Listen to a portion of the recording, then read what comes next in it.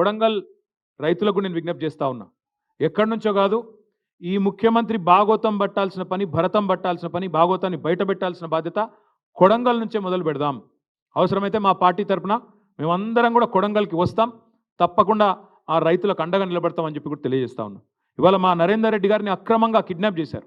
Arrest కూడా కాదు, కిడ్నాపే చేసినారు. మఫ్టీలో వచ్చి కేబీఆర్లో వాకింగ్ చేస్తుంటే ఒక దొంగనో, బందిపోటునో, తీవ్రవాదినో పట్టుకున్నట్టుగా మఫ్టీలో యూనిఫామ్ లేకుండా వచ్చి ఇలా ఎత్తుకొని పోయినారు. నేను అడుగుతా ఉన్నా, ఆయన భార్యకు సమాధానం చెప్పండి, కొడంగల్ రైతులకు సమాధానం చెప్పండి. ఎందుకు ఇంత అక్రమంగా అరెస్ట్ చేయాల్సి వచ్చింది, అక్రమంగా కిడ్నాప్ చేయాల్సి వచ్చిందో చెప్పమని చెప్పి నేను కోరుతా ఉన్నా. ఆయన ఒక ఎక్స్ఎమ్మెల్యే, మొన్నటిదాకా రేవంత్ రెడ్డిని ఓడించి అక్కడ ఎమ్మెల్యేగా ఉన్న వ్యక్తి. ఆయన టెర్రరిస్టా? ఏంది ఆపరేషన్ సడన్గా వచ్చి పొద్దున 6 గంటలకు వచ్చి ఎత్తుకపోవడం? అందుకే నేను చేసే విజ్ఞప్తి కొడంగల్ రైతులకు, భయపడకండి, మీ పక్షాన మేముంటాం. మీరు కోర్టుల్లో తప్పకుండా కొట్లాడతాం. న్యాయస్థానాల మీద మాకు విశ్వాసం ఉంది, కోర్టులో తప్పకుండా ఈ దుర్మార్గాన్ని ప్రశ్నిస్తాం. ఇప్పటికైనా ముఖ్యమంత్రి గారు కూడా వెంటనే ఈ ఆలోచన, మూర్ఖపు ఆలోచన మానుకోవాలని చెప్పి కూడా విజ్ఞప్తి చేస్తూ ఉన్నాం. నిన్న మొన్న జరిగిన విషయంలో కూడా ఖచ్చితంగా ప్రభుత్వం వివరణ ఇవ్వాలి, సంజాయిషి ఇవ్వాలి. బేషరతుగా ఆ 16 మంది రైతులను వెంటనే విడుదల చేయాలి. పట్నం నరేందర్ రెడ్డిని విడుదల చేయాలి. పొద్దున వీడియో చూసినాం ఆ రైతులది, వాళ్ళు నడవలేకపోతున్నారు. ఖచ్చితంగా పోలీసు వాళ్ళు వాళ్ళని కొట్టారు. మెడికో లీగల్ పరీక్షలు వెంటనే చేయాలి. నేను మేజిస్ట్రేట్ గారిని కూడా కోరుతా ఉన్నా, దయచేసి మీరు ఆదేశించండి. వాళ్ళని రిమాండ్కి పంపే ముందే, వాళ్ళని మళ్ళీ తిరిగి జైలుకి పంపే ముందే వాళ్ళకి ఎక్కడెక్కడ వాళ్ళ శరీరం మీద దెబ్బలు ఉన్నాయో వెంటనే మెడికల్ ఎగ్జామినేషన్ చేయించాలి. వెంటనే మాకు ప్రభుత్వ వైద్యుల మీద నమ్మకం లేదు, ప్రభుత్వ వ్యవస్థ మీద నమ్మకం లేదు. ప్రైవేట్ వాళ్ళని పంపించండి, థర్డ్ పార్టీని పంపించండి, మేజిస్ట్రేట్ గారి చాయిస్. దయచేసి ఎగ్జామినేషన్ చేయించండి. వాళ్ళని చిత్రహింసలు పెట్టారని చెప్పి చెప్తా ఉన్నారు, నడవలేకపోతున్నారు. మీరు చూడండి వీడియో. అంటే మీరు భూములు ఇవ్వకపోతే కొడతారా? ఇక భూములు ఇవ్వకపోతే వాళ్ళ భూములు గుంజుకుంటేందుకు జులుం చేస్తావు. అందుకే వారికి మేము అండగా ఉంటామని చెప్తూ, మరి ఈ నరేందర్ రెడ్డి గారిని ఒకసారి చూడండి, ఎంత దుర్మార్గంగా మఫ్టీలో వచ్చి పొద్దున్నే ఒక్కడన్నా పోలీస్ యూనిఫామ్లో ఉన్నాడా? వీళ్ళు పోలీసు వాళ్ళా లేకపోతే నిజంగానే దొంగలా? మాకేం తెలుసు, కిడ్నాపర్లా ఎవడో మాకేమెరక. నోటీస్ లేదు, ఫ్యామిలీకి సమాచారం లేదు, ఇష్టం వచ్చినట్టుగా వచ్చి మఫ్టీలో వచ్చి 10 మంది గుండాగాళ్ళు ఎత్తుకపోతే అది కిడ్నాప్ అనాలా, అరెస్ట్ అనాలా? అందుకే వెంటనే ఈ ముఖ్యమంత్రి మూర్ఖపు ఆలోచనలు బంద్ చేయాలి. మీ అల్లుని భాగోతం, ఫార్మా కంపెనీల భాగోతం, పుట్టగొడుగుల్లాగా మీ కుటుంబ సభ్యుల సంస్థలు ఏవైతే వెలుస్తున్నాయో వీటన్నిటిని కూడా మళ్ళీ తదుపరి ధారావాహికంగా చెప్తూనే ఉంటాం, ప్రజల దృష్టికి తీసుకొస్తూనే ఉంటాం. కానీ ఫార్మా విలేజ్ల పేరిట చేస్తున్న దాష్టికాన్ని, రాష్ట్రాన్ని రావణ కాష్టంలా చేసే ప్రయత్నాన్ని మానుకోండి. ఇంకొక మాట, మా కందుకూరు రైతులు, మా ముచ్చర్ల రైతులు, యాచారం రైతులు ఎదురు చూస్తూ ఉన్నారు. మీరే మాట ఇచ్చిన ఎలక్షన్ ముందు ఫార్మాసిటీ రద్దు చేస్తాం, రాగానే భూములు తిరిగిస్తామన్నారు. ఎప్పుడు ఇస్తారో చెప్పండి, ఎప్పుడు ఇస్తున్నారో తేదీ చెప్పండి, ప్రకటించండి, వెంటనే నిర్ణయం తీసుకోండి అని చెప్పి డిమాండ్ చేస్తూ మీ అందరూ కూడా ధన్యవాదాలు, నమస్కారం.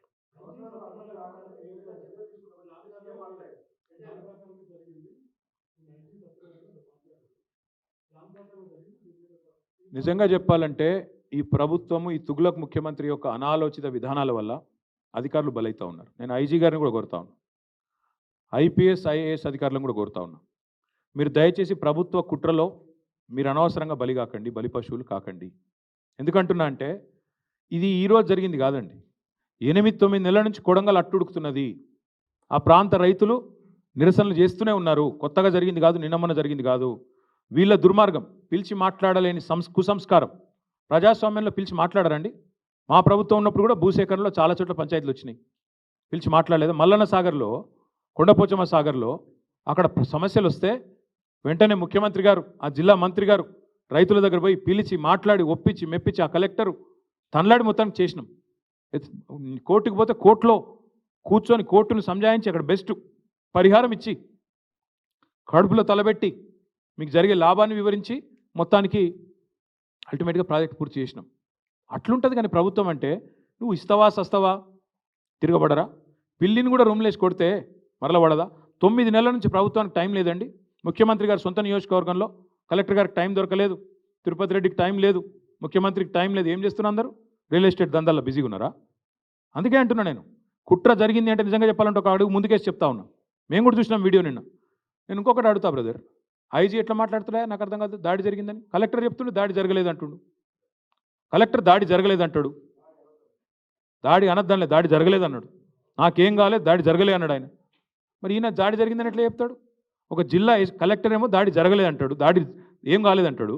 ఈయన దాడి జరిగిందంటాడు. కుట్ర ఎక్కడిది అప్పుడు? ఇంకా ఒక అడుగు ముందుకేసి చెప్తున్నాను నేను.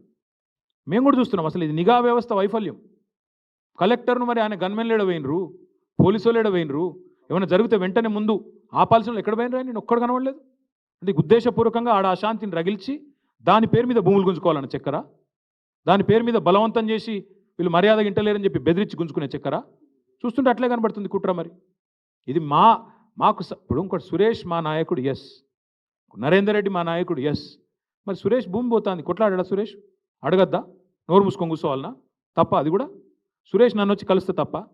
వాళ్ళ పార్టీ వర్కింగ్ ప్రెసిడెంట్ నేను, నాకు కాకపోతే ఇంకొని చెప్పుకుంటాడు. వచ్చిండు చెప్పుకున్నాడు, ఆయన ఒక్కడు రాలే.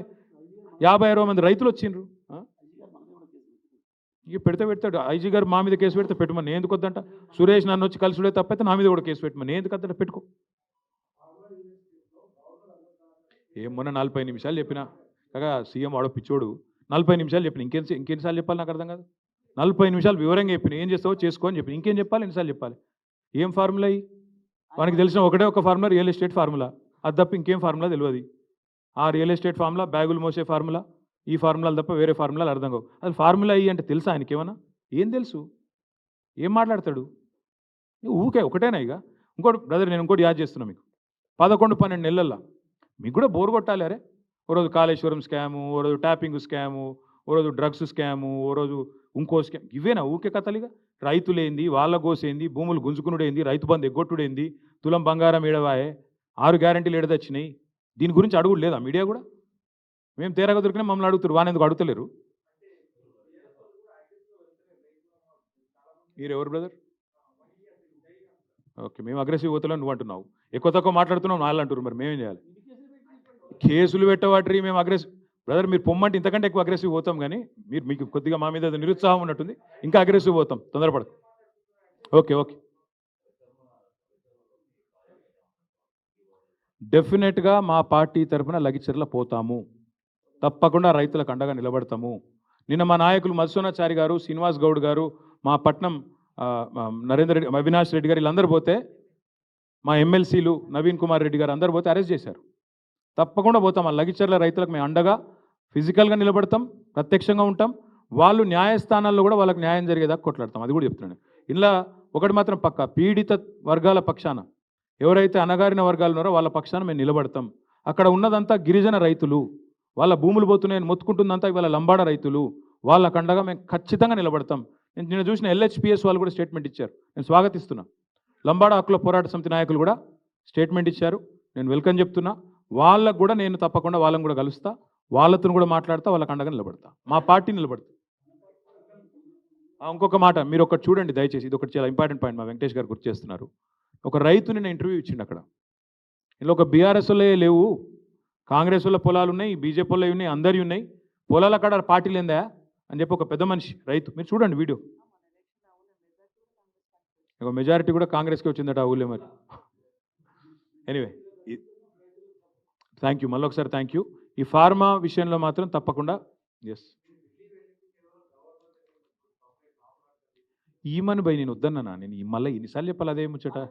అది కాదు, నేను ఒక్క మాట అడుగుతా రాకేష్, నేను పోయి కేంద్ర మంత్రిని కలుస్తానేమో బీజేపీలతో కాళ్ళబేరాలి. మరి నువ్వు గవర్నర్ కూడా బీజేపీడే కదా, నువ్వు గవర్నర్ కలవచ్చుగా, నేను కేంద్ర మంత్రిని కలవద్దా? అంటే నువ్వు గవర్నర్ కలిస్తే కూడా బీజేపీతో కాళ్ళబేరానికి పోయినావా? నేను అడుగుతున్నా. బీజేపీ గవర్నర్ నిన్నమన్నట్టు దాకా బీజేపీ మంత్రి కదా త్రిపురలో, మరి ఆయన కూడా బీజేపీడే కదా, బ్లడ్ అయితే అదే కదా, మరి ఆయన కలిసి ఈయన కూడా కాళ్ళబేరానికి పోయినట్ట. అయ్యా అదానీని కాళ్ళు ఎందుకు మొక్కిరు చెప్పుర్రి, అదానీ కాళ్ళు మొక్కి మీరు ఈడీ రైడ్ల సంగతి ఏందో చెప్పు. అది చెప్పు భయ్, నా మీద ఏ ఎంక్వైరీ చేస్తావు వేసుకో. నేను చెప్పిన మీరు ఇంకా మీ ప్రెస్ కూడా దయచేసి ఒక్కసారి, నేను మలేషియా పోయినో లేదో కూడా చూసుకోవాలి కదా భయ్. మీరు పోకముందే పోయిండని రాస్తే ఎట్లా? మీరు మా అన్న పోయిండు, నేను పోలే. అరే ఆయన పోతే నన్ను కన్ఫ్యూజ్ అయితే ఎట్లా? ఇట్లా ఆయన గడ్డ ముందు నాకు లేదు, అది కూడా చూడరా మీరు? ఆఖరికి నేను పారిపోయినాను రాస్తారు. ఎందుకు పారిపోతా పోయి నాకు అర్థం కాదు. ఢిల్లీకి పోతే నేను ఎందుకు పోయినా?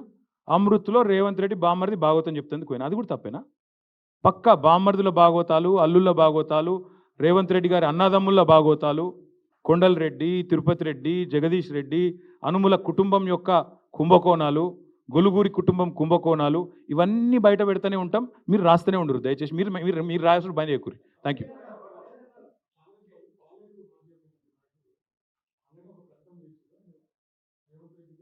ఆయనకు అవగాహన లేదు. ఆయన ఎప్పుడైనా వస్తే నేను మాట్లాడి అన్ని విషయాలు చెప్తాను. ఏమంటారు? అదే ప్రోగ్రాంలో రేవంత్ రెడ్డి గారు ఇంకో మాట చెప్పిండ్రు. T hub and startup policy of Telangana is the best policy in India అని కూడా చెప్పిండు. ఇక నేను ఏమంటున్నా అంటే రేవంత్ రెడ్డి ఎక్కడేం మాట్లాడతారో ఎవరికి తెలియదు. కానీ కొడంగల్ గురించి మాట్లాడదాం.